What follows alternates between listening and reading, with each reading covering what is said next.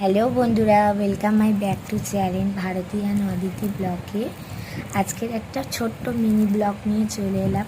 দেখো বন্ধুরা, আমার হাতে কি কাদা, আর কি করবো বলো তো। আমাদের বৃষ্টিতে উনুনটা ভেঙে গেছে, সেটাই সারাই করব। কিভাবে সেটা তোমাদেরকে দেখাবো। চলো, আমাদের কতটা পরিমাণে কাদা, গোবর আর জল নিয়ে নিয়েছি গামলিতে, আর উনুনটাকে তোমাদেরকে দেখাবো। চলো বন্ধুরা, আমি গামলি করে কাদা নিয়ে নিয়েছি আর ভালো করে এটাকে চটকে নিয়েছি। আর আমাদের এই উনুনটা কি অবস্থা হয়েছে দেখো বন্ধুরা। এই উনুনটাকেই আমি আজকে সারাই করব। ঠিক আছে, এর আগে একটু জল দিয়ে দিচ্ছি।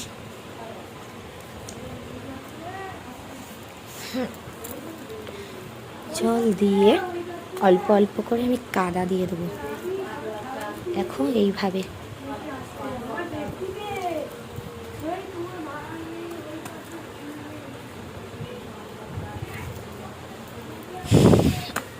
দেখেছো তো বন্ধুরা, পুরো উনুনটা আমাদের কি অবস্থা হয়েছে। বৃষ্টিতে জলে ভিজে গেছিল। এটা ছিল সিঁড়ির ওপরে, আর আমাদের তো সিঁড়ির ওপরটা অ্যালবাস্টার ছাওয়া নেই, তাই জন্য জল পড়ে উনুনটা নরম হয়ে গিয়ে ভেঙে গেছে। এরম অল্প অল্প করে সারা জায়গায় কাদা দিয়ে নেব।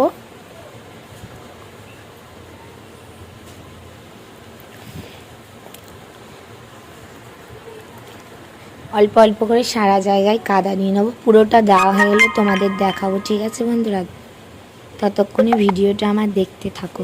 বন্ধুরা দেখো, আমার তো কাদা ঘাঁটতে খুবই ভালো লাগে। যেহেতু আমি গ্রামেই মানুষ হয়েছি, গ্রামের মেয়ে, আমি কাদা ঘাঁটতে বেশিই ভালোবাসি। এই দেখো, কাদা ঘাঁটছি আর উনুনে দিচ্ছি। ঠিক আছে তো বন্ধুরা, কে কে বেশি কাদা ঘাঁটতে ভালো লাগে আমাকে কমেন্টে জানাবে। আমার কিন্তু খুব কাদা ঘাঁটতে ভালো লাগে, মাটির খেলনা বানাতেও ভালো লাগে।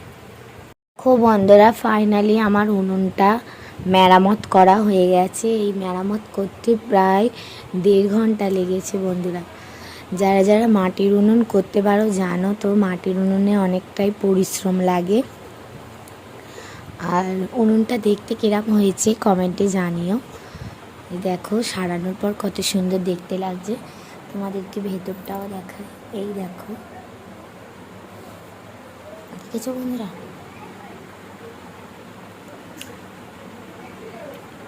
পুরো 1.5 ঘন্টা লেগে গেছে এই উনুনটা মেরামত করতে।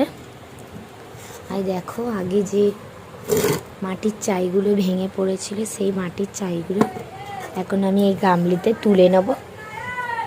দেখো, পুরো উনুনটা কতটা মাটি দিয়ে করা ছিল, পুরো ভেঙে গেছে। ঠিক আছে বন্ধুরা, কার কার মাটির উনুন ভালো লাগে তারা কমেন্টে জানিও। আর আমার মতো যাদের গ্রামের বাড়ি, নিশ্চয়ই এরম উনুন আছে, তাদের উনুনে রান্না হয়। তাহলে ভেবো না যে গ্রামে থাকি বলে গ্যাস নেই, গ্যাসও আছে বন্ধুরা। আমাদের ফ্যামিলি অনেক বড়, তাই জোড়া পাকাও আছে। এটা হচ্ছে আঁচ, আমাদের এখানে আঁচ বলে। কার কি দেশে কীরম বলে আমি তো জানি না। যদি কেউ জেনে থাকো কমেন্টে জানিও। আর উনুনটা যদি ভালো লেগে থাকে অবশ্যই লাইক, কমেন্ট, শেয়ার আর সাবস্ক্রাইব করতে ভুলো না বন্ধুরা। ভিডিওটা এই পর্যন্ত, টাটা।